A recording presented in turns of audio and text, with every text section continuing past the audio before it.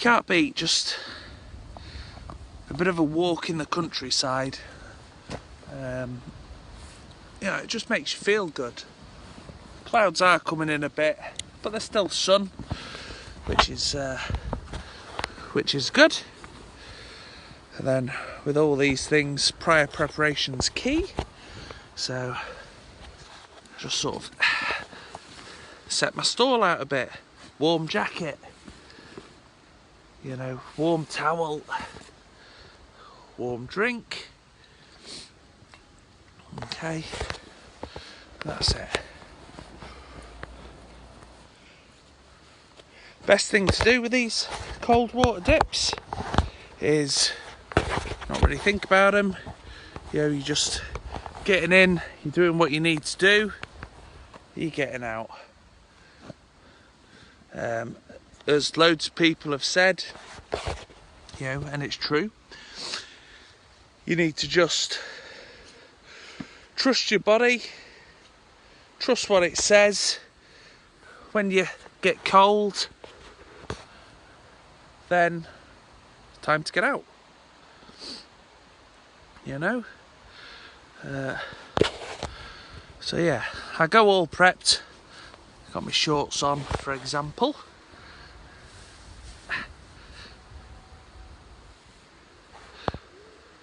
All right, Bess. Best thing to do: get your trousers in your bag first. They're going to be the last things you put on.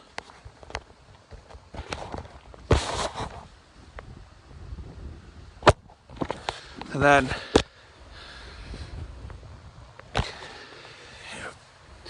take all your top layers off.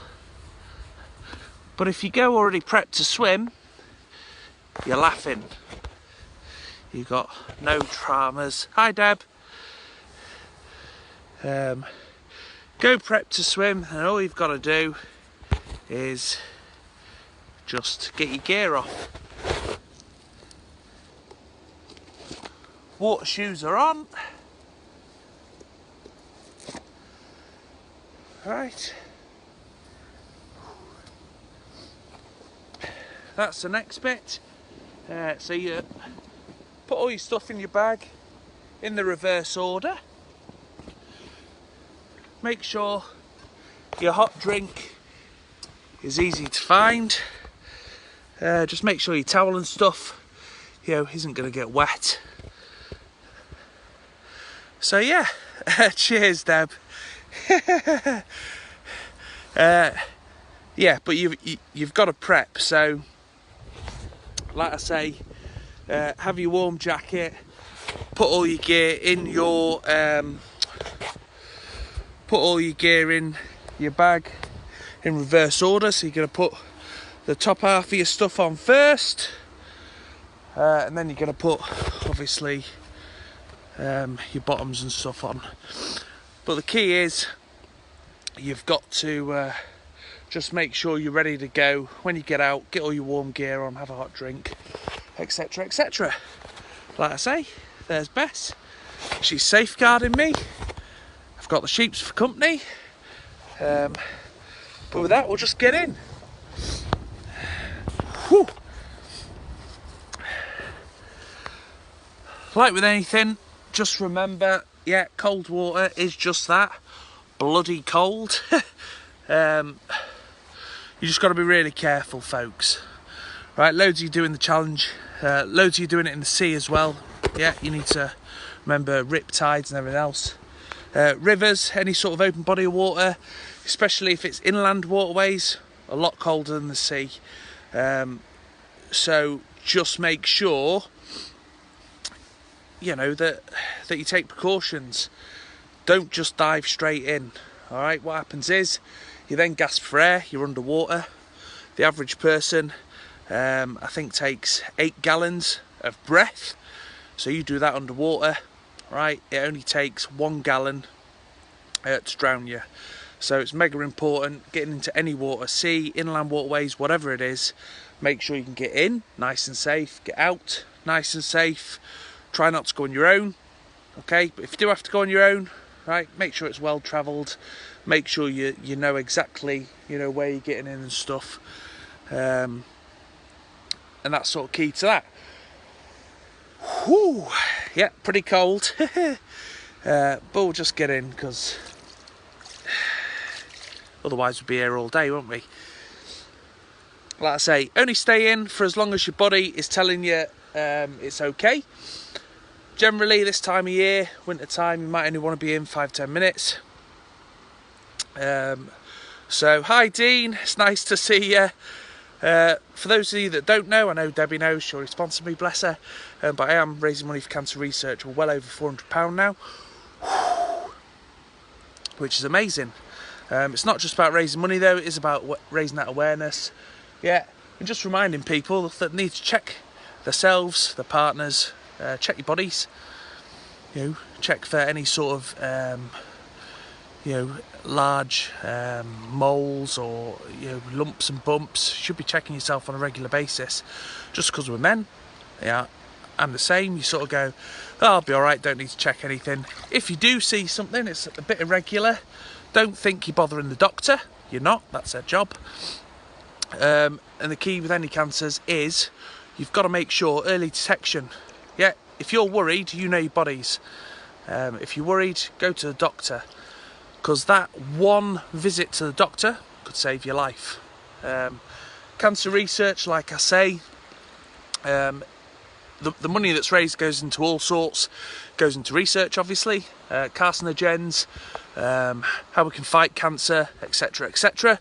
Also goes to supplying cancer awareness nurses, £50 a day for 2 hours of their time. £100 buys you DNA nucleotides, which enables you know, experiments to be done on DNA, etc. And they can find out how your cells change and become cancerous. £500 is a lab technician for a week, and £1,000 they're currently doing a trial about the effects of an aspirin a day, which is amazing. Like I say, all these things, yeah, your money's going a really long way. Those that have sponsored me, those that have just shared the posts and the videos to raise the awareness, thank you so much.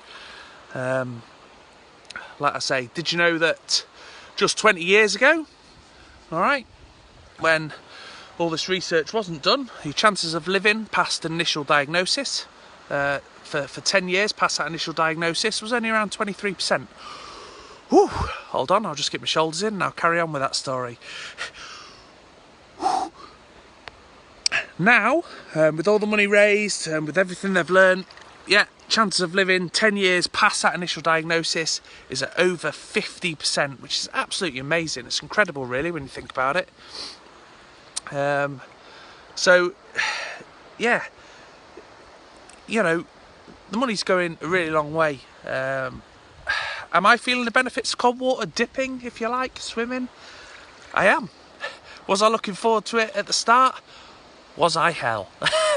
You know, the river and stuff is Baltic. I'm not even gonna lie.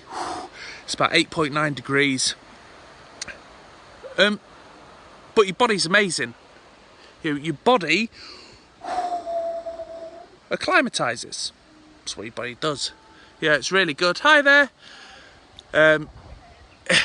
Your body acclimatises, but the key is, you just have to be sensible. You need to let your body acclimatise. Obviously, don't jump in. But your body's a machine, you know, and when you start using it to its full potential, it's amazing. Are there benefits to this? Apparently. And I'll tell you once I've completed the 30 days. But this is something I think now that I'm going to continue, all year round. What does it do? Circulation's a lot better. Completely clears my head if I'm having one of those days where, you sort of here, there and everywhere work. it focuses your mind. It's brilliant for mental health. You know, and it's that connection with nature. Like I say, the river is cold. It is uncomfortable. But when you're in, key to these things, I'm just going to take my hat off because I'm going to have a proper dip. The key to these things is breathing, really. Yep, got to make sure you breathe. We need to do that to stay alive.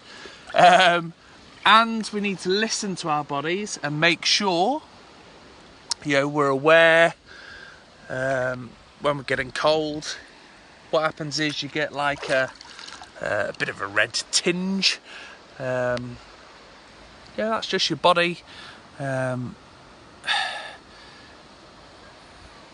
putting all your troops to work, really. Like I say, it increases circulation, but what it does, it boosts your immune system. The reason you go sort of red and tingly after a dip in cold water is because all of your sort of all of your blood and everything else rushes to your core, protects your core, and you get a nice sort of tinge.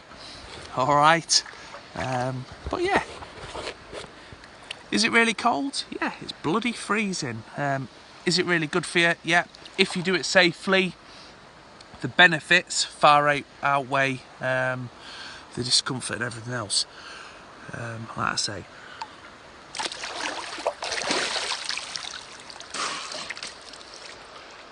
Those that haven't tried it and want to try it, what I'd suggest is join a club. Loads of clubs here in Yorkshire.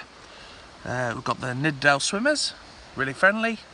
People offer advice, encouragement, you know, tell you lovely swim spots. There's also the Dales Dippers here, which again I think is a fantastic group.